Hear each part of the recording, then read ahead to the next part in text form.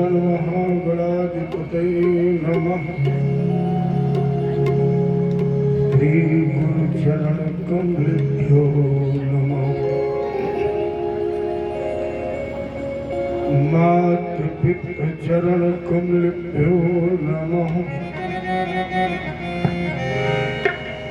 सर्वेभ्यो ब्राह्मणेभ्यो नमः।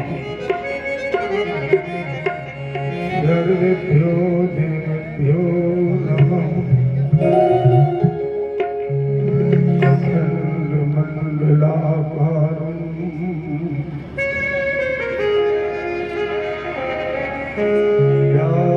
व्याप्तदेव चराचरं तत्पदं दर्शितं येन तस्मै श्री गुरुवे नमः। कृष्णाय वासुदेवाय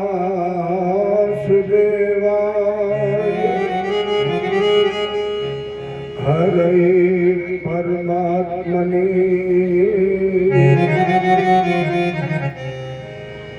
प्रणतक्लेशनाशाय गोविन्दाय नमो नमः। ब्रजे वसन्तं नवनीतचोरम् गोपाङ्गनानां चतुर्कूलचोरम् अनेक जन्मार्जित पाप चोरम् चोराग्रगण्यं पुरुषं नमामि। गिर को उठाय ब्रज गोपों को बचाय लीनो। अग्नि से उबारे पांडु बालक मझारी। राखो गज घंटा तले बालक विहंगम को। राखो व्रत नेम धर्म पांडव की नारी को। गज की अरज सुन ग्राह से छुड़ायो शीघ्र। भारत में राखो प्रण भीष्म ब्रह्मचारी। तीन विध तापहारी संत सुखकारी है जो। मोह तो भरोसो वाहि श्यामले बिहारी को।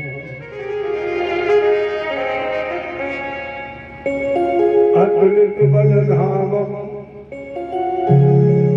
हेम शैलावदेहं धनुजवन प्रसादं ज्ञानिनामग्रगण्यं सकल गुण निधानं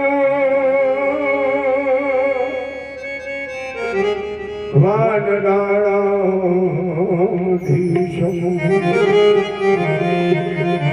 रघुपत प्रिय भक्तं वातजातं नमामि। करो प्रणाम करम मन वाणी। करो कृपा सेवक शुद्ध जानी। जय गुरुदेव भगवान की जय। रामचंद्र की जय हो। अच्छा पहले ये बताइए यहाँ कोई बैठा है?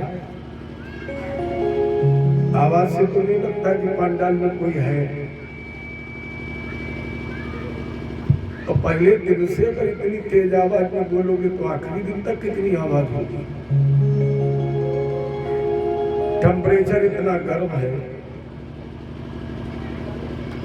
और छतरियों का रक्त है,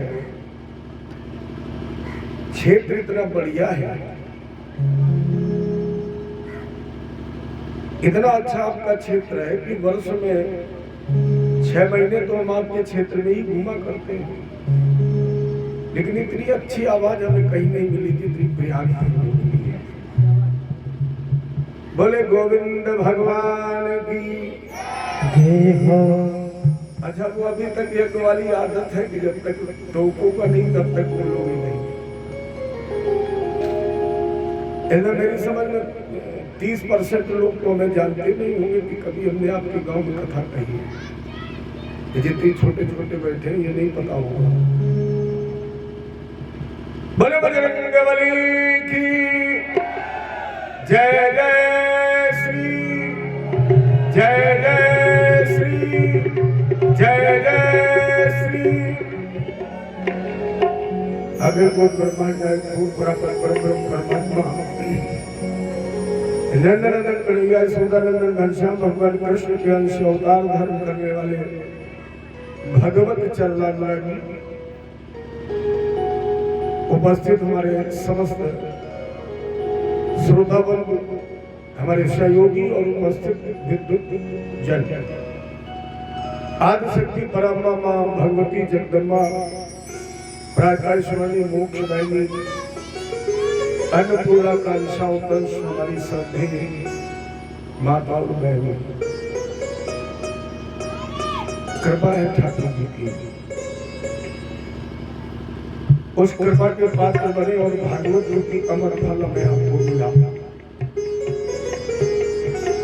तो क्यों ना उनको शुक्रिया अदा करते हुए इस कार्यक्रम का शुभारंभ किया जाए, क्योंकि वो घड़ी सफल है, वो जीवन सफल है, वो श्वास सफल है जो ठाकुर जी की सेवा में है।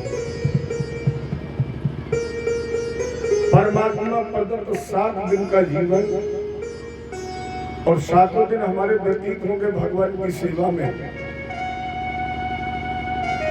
क्योंकि अगर हम आप अपनी गणना से या सरकारी गणना से पहला दिन देखें तो सोमवार है। जो सरकारी गणना है उसके अनुसार अगर हम देखें तो हमारे जीवन का प्रथम दिन सोमवार है और सोमवार शंकर जी का दिन है। मेरी समझ में हमारे पीछे जो मंदिर बना है ये किसका है? राधा मोहन का है। क्या बात है, हमारे लक्ष्मी नारायण का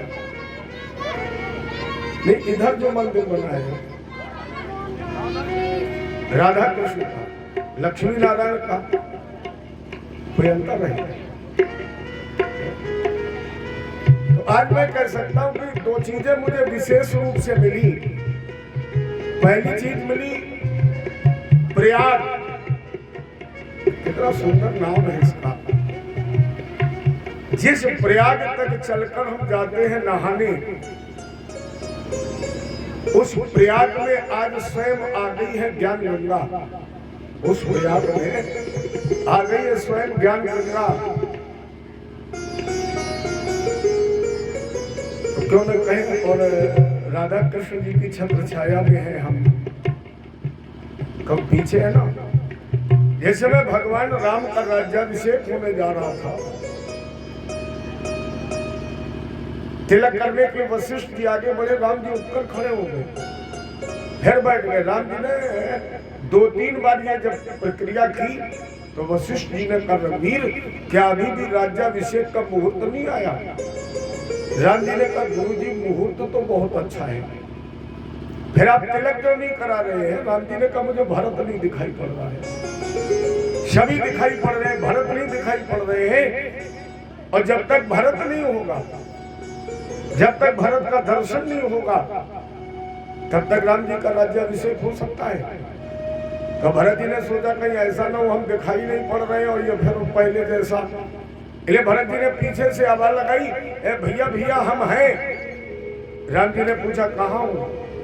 भरत जी ने कहा आपके पीछे। राम जी ने कहा अगर भरत मेरे पीछे है तब तो राम राजा बन ही जाएगा, तब तो राम राजा बनेगा भरत अगर पीछे है। क्यों? राम जी ने कहा जो पीछे होता है हमेशा वो जीतता है, जो आगे होता है वो हारता है। भगवान राम ने कहा ये बड़प्पन है आपका।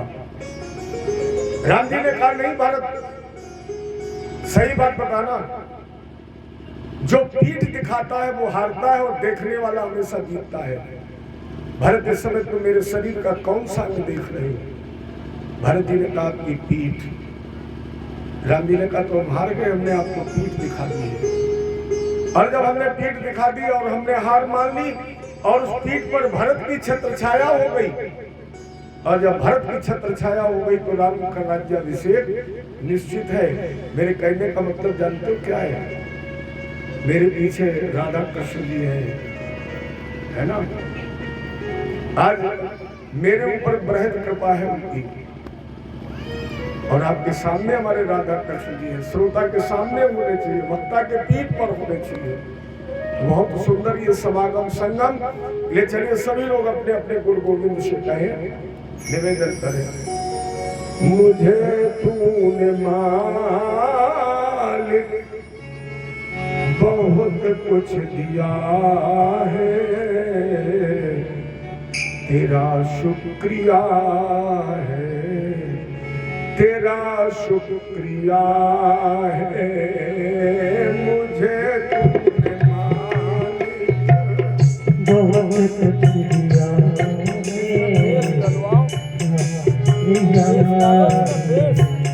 तेरा शुक्रिया है। मुझे तूने मालिक बहुत कुछ दिया है, तेरा शुक्रिया है, तेरा शुक्रिया है।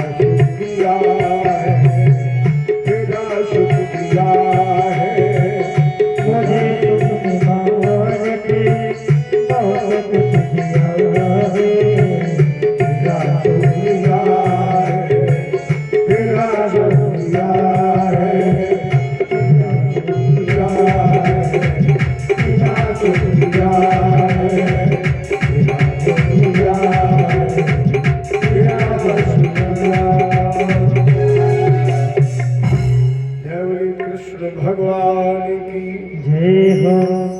जो ग्रंथ अभी आपके सामने प्रतिष्ठित किया गया, उस ग्रंथ में 18,000 श्लोक हैं, 335 अध्याय और 12 स्कंद,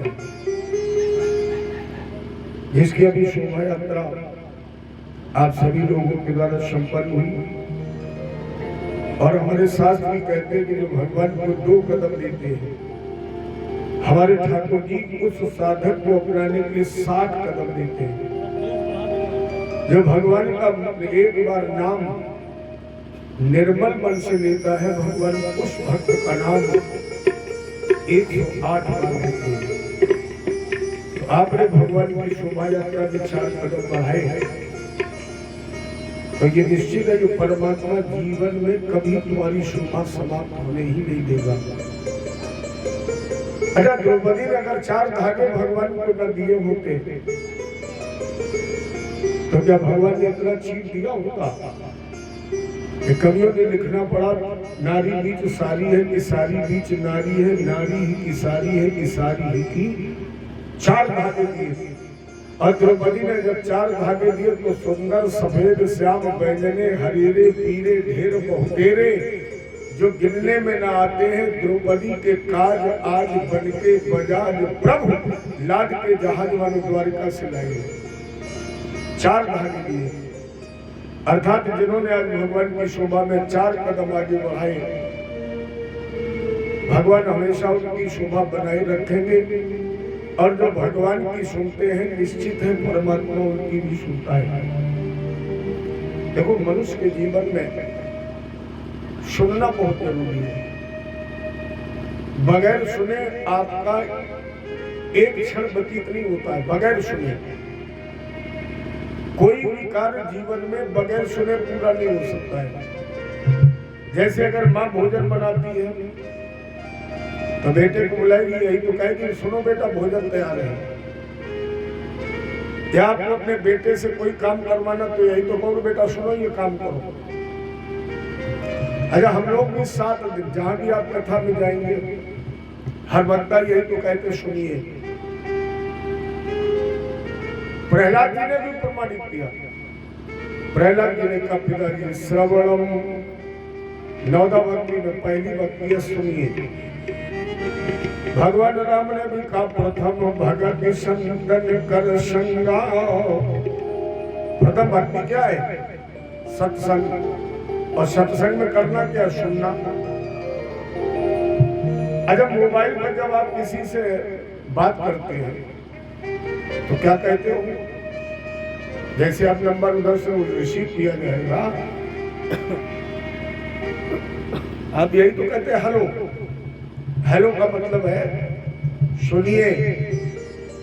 अर्थात जीवन में सुनना बहुत जरूरी है। और जो भगवान की सुनता है, निश्चित भगवान उसकी सुनते हैं। तो सुनिए, कितने श्लोक है? 18,000, 335 अध्याय, 12 स्कंद, 12 वाले 12।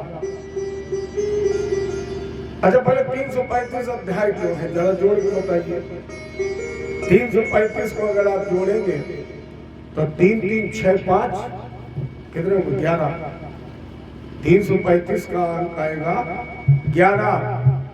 3 3 6 5 11, 1 1, अर्थात 2 ही है। एक है प्रकृति, दूसरा है पुरुष। एक है ब्रह्म और दूसरा है जीव। और जब एक को एक में मिला दोगे तब कितना बनेगा? एक अगर एक में मिलाया जाए तो कितना बनता है? 2। बोलो, पढ़ती हो। एक में अगर एक को मिलाया जाए कितना बनेगा? 11। नहीं बनेगा। हमने ये नहीं कहा, समझिए आप, हमने ये नहीं कहा कि एक में एक को जोड़ना है। अगर आप एक को एक में जोड़ देंगे तो 2 बनेगा, एक पर एक लिख देंगे तो 11 बनेगा। ना तो हमने आपसे कहा कि एक को एक में जोड़िए, ना हमने कहा एक पर एक को लिखिए। मैंने क्या कहा, एक में अगर एक को मिला दोगे तो कितना बनेगा? अरे भाई,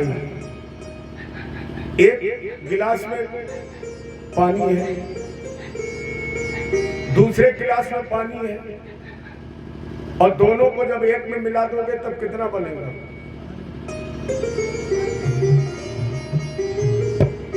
एक बनेगा, न 2 बनेगा न 11 बनेगा। एक में जब आप एक को मिला दोगे कितना बनेगा? अच्छा माता एक दूसरी तरह से अच्छी तरह समझ सकती हैं। जैसे आप कढ़ी बनाती हो, कढ़ी में कितनी चीजें मिलाती हो? या सब्जी बनाती हो, कितनी चीजें मिलाती हो? धनिया भी मिलेगी, मिर्च भी मिलेगी उसमें, लेकिन वो बनेगी तो सब्जी। कढ़ी में आप 25 चीजें बनाएगी, लेकिन मिलाएगी, देखने वाला क्या कहेगा? एक ही तो बनेगी कढ़ी। कोई कहेगा कि इसमें हल्दी भी पड़ी है, कोई कहेगा कि धनिया पड़ी है, सब कहेंगे ये कढ़ी है। प्यारे मेरे कहने का मतलब जीवात्मा से परमात्मा को मिलाना। एक जीवात्मा दूसरा परमात्मा, जीवन 7 दिन का है, और 7 दिन के जीवन में भगवत कथा सुनकर हमें क्या करना है? एक में एक को मिलाना है, एक आकार होना है, पहचानना है अपने को, क्योंकि हम वही तो हैं। अच्छा मेरी मत मानिए, मानस की मान लीजिए। मानस क्या कह रही है? ईश्वर अंश जीव अविनाशी, और चेतन अमल सहज सुख राशि। कौन है हम? ईश्वर अंश। जैसे आप गंगा जी नहाने जाए और वहां से एक बोतल गंगा जल ले आए, तो क्या दोनों जल में अंतर है? जो गंगा जल में जल बह रहा है वही गंगा जल है। अच्छा एक वैज्ञानिक को बुलाइए, देखिए मैं अंतर स्पष्ट कर रहा हूं, कितना आप उससे दूर है, बिल्कुल अभी स्पष्ट हो जाएगा। एक वैज्ञानिक को बुलाइए, और आपने जो बोतल में गंगा जल रखा है इसका वैज्ञानिक परीक्षण कराइए, और उसमें जो आपको रस रूप गंध शब्द स्पर्श परिणाम मिले, क्योंकि जल में 5 तत्व हैं, रस रूप गंध शब्द स्पर्श। ये जो 5 आपको परीक्षण मिले उनको आप कागज पर लिखिए, और इसके बाद उस वैज्ञानिक को गंगा जी के किनारे ले जाइए, और गंगा जी के किनारे ले जा करके उस गंगा जी के जल का परीक्षण कराइए। उसमें आपको जो परिणाम मिले वो भी कागज पर लिख लीजिए। अब दोनों को मिला लेना, क्या दोनों में अंतर होगा? नहीं होगा ना, एक अंतर होगा, केवल सूक्ष्मतम एक अंतर होगा। अगर आपने गंगा जल को प्लास्टिक की बोतल में रखा है तो कुछ न कुछ अंश उसमें प्लास्टिक के आ जाएंगे। अगर आपने उस गंगा जल को पीतल के लोटे में रखा है, इन भूमि परत भाधावर पानी है, हम तो हैं तो वही, लेकिन इस मायावी तन में रखे गए हैं। बूंद तो वही है, लेकिन इस मायावी तन में रख दिए गए, इसलिए माया के कुछ गुण इसमें आ गए। भूमि परत भाधावर पानी, और त्यों जीव ही माया। हम वही है, ईश्वर अंश जीव अविनाशी, चेतन अमल सहज सुख। और सुख राशि है कौन? क्यों कह रहे हो कि मुझसे अलग है? हम वही है, हम ब्रह्मास्मि। क्यों? सुखों की राशि कौन है? सो आनंद सिंधु सुख राशि। और जीव को क्या लिखा गया? ईश्वर अंश जीव अविनाशी, और चेतन अमल सहज सुख। हम सुख राशि तो है, और सुख राशि रूप में कौन है? सो आनंद सिंधु सिंधु सुख राशि बसी करते त्रैलोक सुबासी। अब वसीयत जी ने तो बिल्कुल सरल कर दिया है। गुरु वसीयत जी ने क्या लिख दिया है?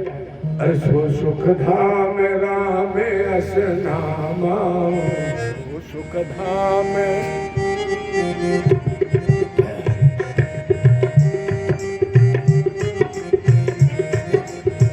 सो सुख धाम राम अस नामा, सो सुख धाम राम अस नामा, अखिल रूप दायक इस्लामा,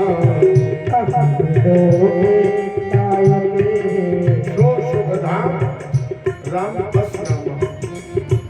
एक बात आज से ये ध्यान रखना, संसार में सबसे बड़ा अगर कोई नाम है, पहले दिन बता दूं, मेरे इष्ट कृष्ण है, मेरे जो आराध्य है ना वो कृष्ण है। मेरे पीछे भी कृष्ण जी की कृपा है। मेरे सामने जो ग्रंथ रखा ये भी कृष्ण प्रधान ग्रंथ है। गाई भी जाएगी कृष्ण की कथा 7 दिन। राम जी की कथा तो 2 अध्याय में है, क्योंकि राम के नाम में ही 2 अक्षर है। लेकिन मुझे कहने में कोई संकोच नहीं कि इस ब्रह्मांड में अगर सबसे बड़ा कोई नाम है तो राम का नाम है।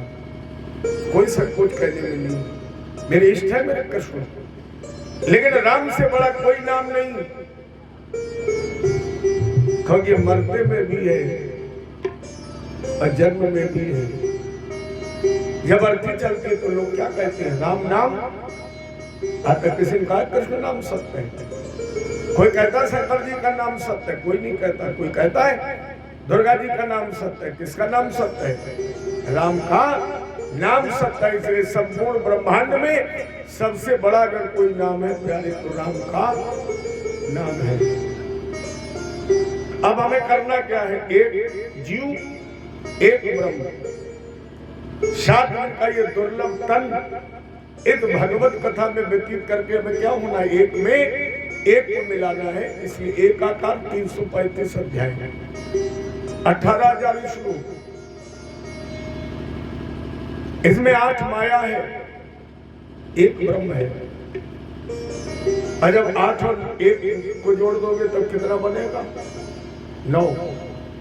1 का मतलब भी वही है और 9 का मतलब भी वही है, क्योंकि 9 अपने आप में पूर्णांक है, पूर्णतम है। अब 12 स्कंद, इस पर विशेष ध्यान देने की जरूरत है। जो ग्रंथ आपके सामने है इसमें 12 स्कंद है, 12। आज आपसे अगर पूछा जाए कि 12 का अंक क्या अच्छा है, 12 का अंक शुभ है, कोई मानेगा कि 12 का अंक शुभ है? अपनी जो हिंदू परंपरा है, जो सनातन वैदिक परंपरा है, उसमें जितने भी शुभ कार्य होते हैं, जितने अच्छे कार्य होते हैं, वो सब विषम संख्या में होते हैं। 7 में, 5 में, 9 में, 11 में। तो वेदव्यास जी ने ग्रंथ का लेखन 12 में क्यों किया? देवी भागवत के आधार पर ये इस द्वापर के 28वें व्यास है। श्रीमद् भागवत के आधार पर भगवान के जो 24 अवतार हुए हैं उनमें एक अवतार है। नारद जी ने भगवत कथा लेखन को प्रेरित किया तो उन्होंने ये नहीं कहा था कि कितने स्कंद में लिखना है, फिर 12 में क्यों लिखा? भगवान कृष्ण जब 18वीं बार जरासंध के सामने से युद्ध मैदान छोड़ करके भागे और समुद्र में इन्होंने नगर बसाया तो उसमें योजन थे 12। इति समंत्र भगवान दुर्गा 12 योजनम अंतः समुद्रे नगरे प्रतस्नाद्भुतम चीकरत्। भगवान ने जरासंध के सामने से युद्ध मैदान छोड़कर अपनी द्वारका में जो कर्मस्थली बनाई है, जो गांव बसाया है, जो नगर, उसमें योजन है 12। अच्छा, भगवान कृष्ण का जो मूल मंत्र है वासुदेव भगवान का, इसमें भी अक्षर 12। भगवान वासुदेव का जो मंत्र है इसमें भी अक्षर है 12। ओम नमो भगवते वासुदेवाय। माने इनका जो ग्रंथ है उसमें स्कंद 12, इनके रहने का जो नगर वो 12 योजन, और इनका जो मूल मंत्र उसमें 12 अक्षर। चलिए 2-4 बार इसे गा लीजिए, महामंत्र है। और हमारे शास्त्रों में ऐसा प्रमाण है कि जिसने गुरु न किया हो उसे भागवत की कथा सुनने का अधिकार नहीं है। जिसने गुरु न किया हो उसे भागवती की कथा सुनने का अधिकार नहीं है। और अगर परीक्षित ने प्रश्न किया, मान लो सबको ये बात तो पता नहीं है, और गुरु जी कहीं कथा हो रही हो, भगवत चर्चा हो रही हो, और उस कथा पंडाल में मैं चला जाऊं, मैंने गुरु नहीं किया, मुझे तो पता नहीं था,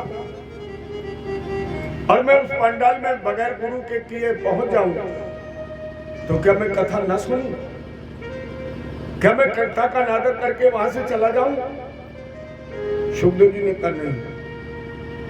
जब आप बगैर गुरु के उस पंडाल में पहुंच जाएं, लग शास्त्र का मत तो यहाँ तक है कि जिसने गुरु ने किया उसके हाथ का पानी नहीं पीना चाहिए,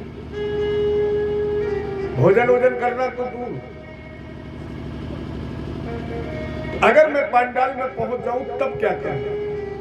सुखदेव जी ने कहा एक रास्ता है, जब आप पंडाल में बैठ जाए तो कम से कम 12 बार इस मंत्र का जाप कर लेंगे, और जब आप इस मंत्र का जाप कर लेंगे तो ये मंत्र आपका तब तक गुरु रहेगा जब तक आप किसी साकार गुरु की शरण में नहीं जाएंगे। क्योंकि हम सब वैष्णव हैं, और ये कथा भी वैष्णव की है, ये मंत्र भी वैष्णव संप्रदाय का है। इस मंत्र को चलो 2-4 बार गा लेते हैं। ओम नमो भगवते वासुदेवाय, ओम नमो भगवते वासुदेवाय।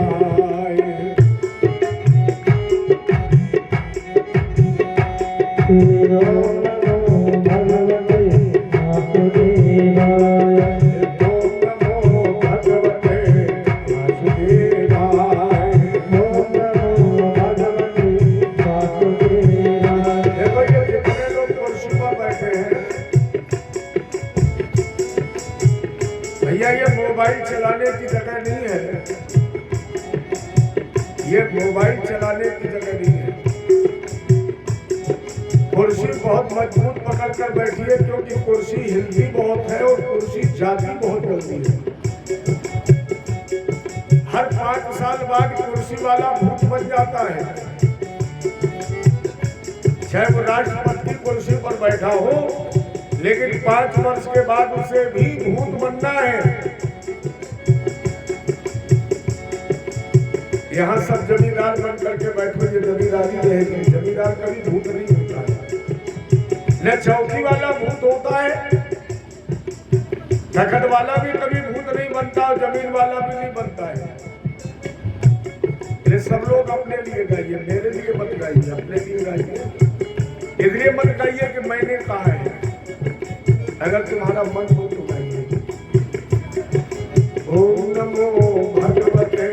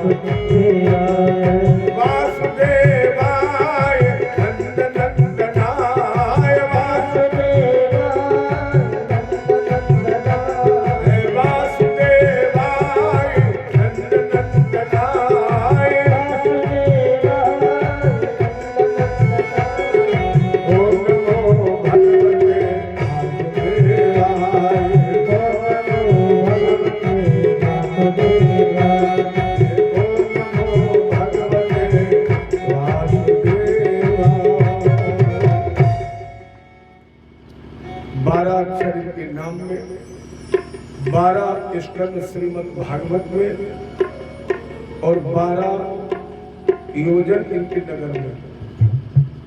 क्यों? आपके शरीर में 12 अंग है।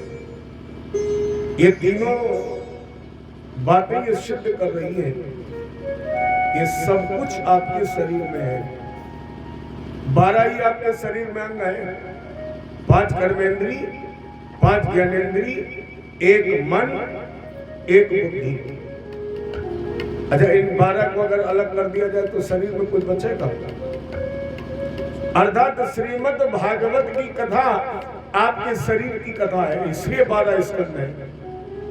या ये मान लिया जाए कि भगवान कृष्ण जब साकार रूप में इस धराधाम पर आए, अलग वह है कैसा वेदांत कहता है कि न उसका कोई रंग, न कोई रूप, न कोई साज, न कोई श्रृंगार, न उसकी कोई पहचान, न उसकी आवाज। लोगों ने पूछा वो कैसा है?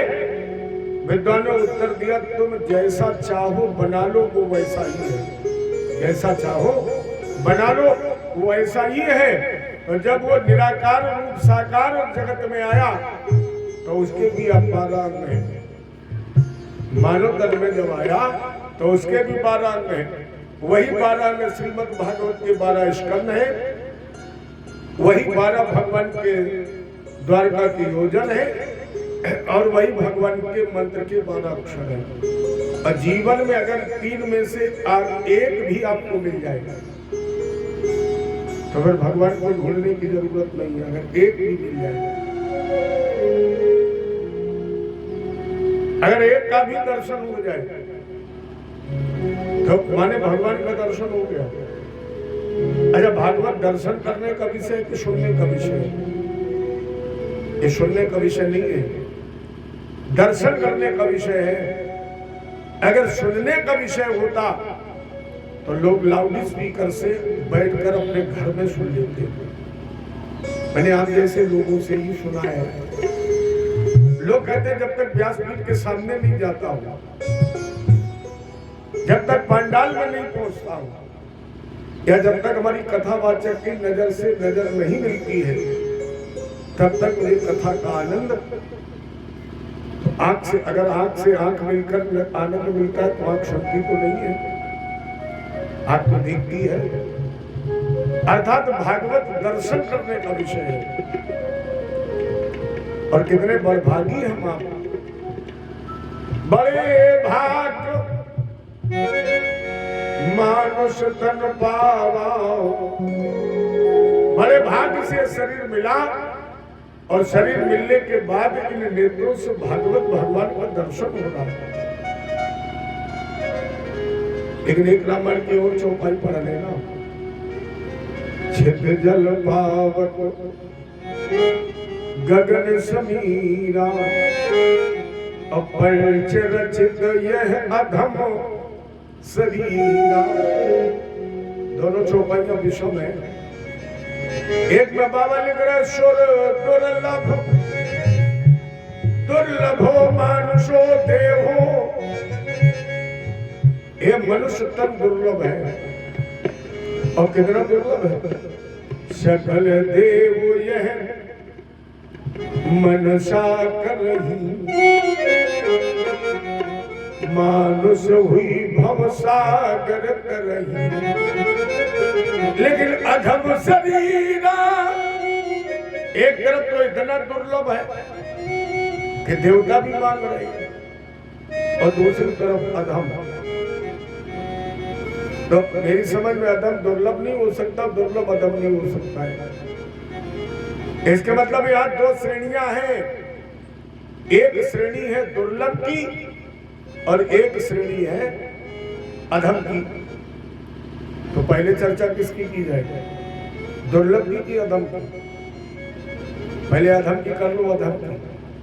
क्योंकि गोस्वामी जी ने भी बाबा ने भी मूर्खों की 2 बार स्तुति की है। आइए जय।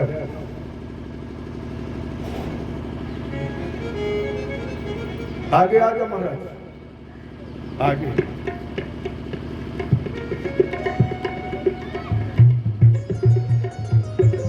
जय कृष्ण भगवान की जय हो।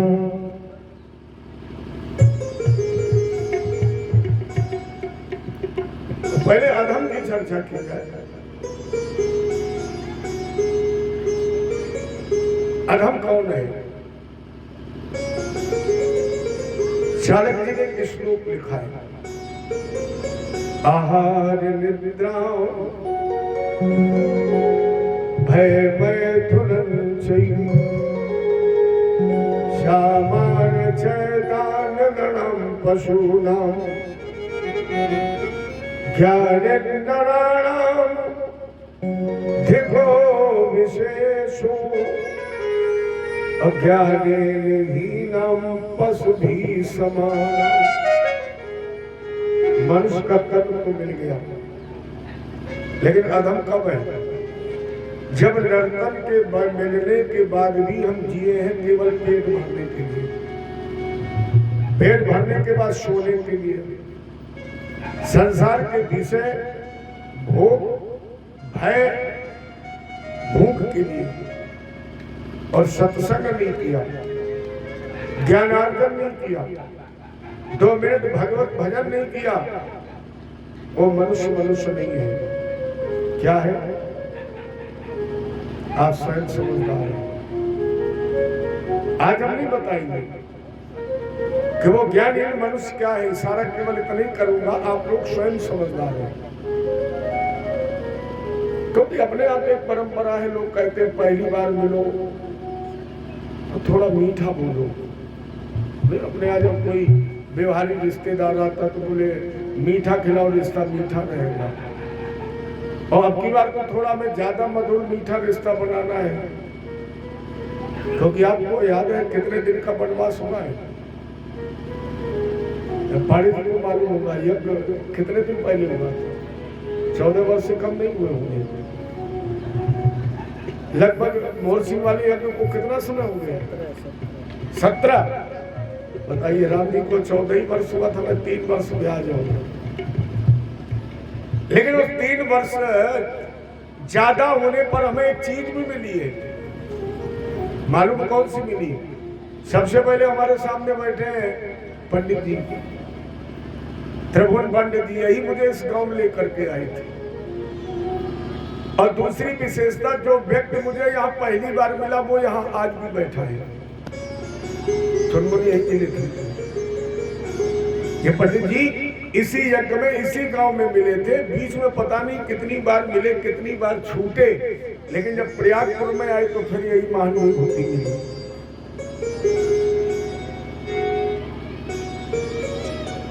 ये भी एक उपलब्धि है। इसलिए आज कड़वा ने बिल्कुल मीठा। ज्ञानी मनुष्य क्या है आप समझ। चलिए एक श्लोक और, जो गए होंगे जूनियर हाई स्कूल की एक पुस्तक में श्लोक है शायद, अब हमें वो कक्षा तो याद नहीं है किस कक्षा में है, लेकिन जिन लोगों को याद है जरा वो श्लोक मेरे साथ गाएं। ईशान न विद्या तपो न दानम ज्ञानम न शीलम गुणो न धर्मम ते मृत्युलोकेषु भूभारभूताः अमनुष्य रूपेण मृगाश्चरन्ति। जहाँ तक जिन लोगों ने श्लोक गाया उनको सबको अर्थ मालूम है। जिन लोगों ने इसे गाया है उनको सबको अर्थ मालूम है, और जिन लोगों ने नहीं गाया उनको ये अर्थ बता दे। आज शाम को भोजन वोजन करने के समय बता देना किसी, जिसके पास विद्या नहीं, तप नहीं, ज्ञान नहीं, दया नहीं, धर्म नहीं, विवेक नहीं, वो मनुष्य नहीं है। क्या है? फिर मैं वही कहूंगा, आप लोग समझदार हैं। चलो और इसे सरल कर दूं, बिल्कुल सरल, लेकिन मैंने नहीं किया है। खूकर शुकर करत है खान पान रस भोग, तुलसी प्रथा न खोइए, यह तन भजने योग। बाबा तुलसी ने कहा कि ये तन मत खोइए, ये भजन करने के योग है, और अगर आपने भजन न किया तो फिर ऊपर वाली लाइन नीचे गा लेना, कूकर सूकर। मैं नहीं कर रहा, ये बाबा गोस्वामी ने कहा है कि अगर आपने भजन न किया तो सोई पावन सोई सुभग शरीरा, सोई पावन सोई सुभग शरीरा, सोई पावन सोई सुभग शरीरा,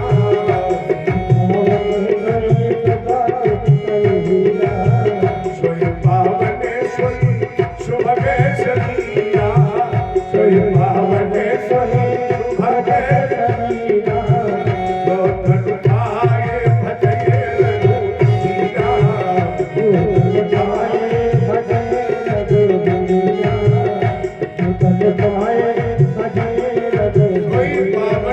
सुभग शरीरा, और जो तन पाई भजे रंग गिरा। अब आप स्वयं विवेक का प्रयोग करें कि आप किस श्रेणी के हैं। इस समय हम कह सकते हैं बेशकीमती है, क्योंकि हम भगवान भागवत में छत्र छाया में है। तो आज मेरा तन दुर्लभ हो गया है। अब हम कह सकते बड़े भाग, आज हमारे बड़े भाग हैं, क्योंकि तीन रत्न है आपके पास। पहला रत्न ये शरीर हीरा है, दूसरा रत्न भगवान की कथा। क्यों? संत समागम हरि कथा, शुद्ध नारा और लक्ष्मी, पापियों के घर हो, लेकिन संत समागम हरि कथा, तुलसी दुर्लभ। जिस तरह नर शरीर दुर्लभ है, उसी तरह संत का सानिध्य भी दुर्लभ है। अजय यहाँ देखो, कोई संत है, कोई दिखाई पड़ता है? क्योंकि हमने एक धारणा बना ली, संत क्यों नहीं दिखाई पड़ रहा है? यहाँ संत है, लेकिन दिखाई क्यों नहीं पड़ रहा है? हम संत उसे मान लेते हैं जो लंबी दाढ़ी जटा रखा ले, या हम संत उसे मान लेते हैं जो आश्रम बनवा के मालिक बन जाए, या हम संत उसे मान लेते हैं जो घर परिवार छोड़ दे, या हम संत उसे मान लेते हैं जो अन्न छोड़ करके लौकी कद्दू से जीवन व्यतीत कर ले। बोले बहुत बढ़िया संत है, लेकिन हमारे संतों ने कहा संत की परिभाषा ये नहीं है। संत की परिभाषा है सत्येन धार्यते इत ससंता, जो अपने कंधे पर सत्य धारण कर ले वो संत है। अथवा धर्मेण धार्यते इत ससंता, जिसने अपने जीवन में धर्म को धारण कर रखा वो संत है। तो इतने बीच में जरूर कोई ना कोई ऐसा व्यक्ति बैठा है जो सत्य और धर्म का रक्षक है। क्योंकि अगर यह सत्य और धर्म का रक्षक ना होता तो निश्चित तौर पर यह सत्संग शुरू ही नहीं होता। कोई ना कोई है, अगर कोई नहीं है तो भी एक है, कोई नहीं है तो भी एक है, और वो तो उस दिन से है जिस दिन से हमारे यजमान के मन में ये संकल्प बना होगा कि मैं भगवान कार्य कराना है। जानिए कौन सा संत? राम कार्य कीने बिना मोय कहाँ विश्राम। कौन? अनंत बलवंत हनुमंत। इनका एक संकल्प, यदि भी साधक के हृदय में ये भाव बना कि हमें राम कार्य कराना है, हनुमान जी झंडा लेकर उसके मन मंदिर में प्रवेश कर गए, तुरंत आपने ये संकल्प लिया कि मुझे राम कार्य करना है, हनुमान जी तुरंत प्रवेश कर गए अंदर, और प्यारे तब तक पीछा नहीं छोड़ते जब तक राम कार्य हो नहीं जाता है। और नहीं तो 24 घंटे जिसको ये इस तरह का अनुष्ठान कराने होते, जिस दिन वो संकल्प लेता है पूछना ही से, फिर सोते जागते उठते बैठते बस मन में एक ही भागवत करानी है। फिर वो कुछ न देखता है न सुनता है। फिर वो एक ही चर्चा करता, भैया मंदिर बनवाना है, भागवत करानी, राम कथा करानी, यज्ञ करानी, कुछ सुनता ही नहीं। कब उसके वो अंदर हनुमान जी बैठ जाते हैं और कहते तब तक तुम्हें नहीं छोड़ेंगे जब तक तुम राम कार्य करा नहीं दोगे। अब मोहि भाव भरोसा हनुमंता, बिना हरि कृपा, बिना भगवान की कृपा। तो पहला नर्तन ये भी बगैर भगवान कृपा की नहीं मिलता है। 83,99,999 योनियों में भटकने के बाद जब ये भगवत कृपा हुई तब मिला नर शरीर। और दूसरा रत्न मिल गया संत का सानिध्य, और तीसरी मिल गई भगवान की कथा। अब तीन रत्न मिले, तीन कृपा की परमात्मा। अब चौथी कृपा कौन करेगा? परमात्मा करेंगे कि हम आप करें? अब परमात्मा नहीं करेगा, अब स्वयं कृपा करो। 4 कदम चल के पंडाल तक आओ, थोड़ी तुम्हें उठा के बैठा लेगा। अरे परमात्मा ने नर शरीर दिया, हाथ दिए, मुंह दिए, और बढ़िया स्वादिष्ट थाली भोजन के सामने आ जाए और फिर बैठ करके सोचो भगवान खिलाएगा। क्यों खिलाएगा? अरे उसने नर शरीर दे दिया, हाथ दे दिए,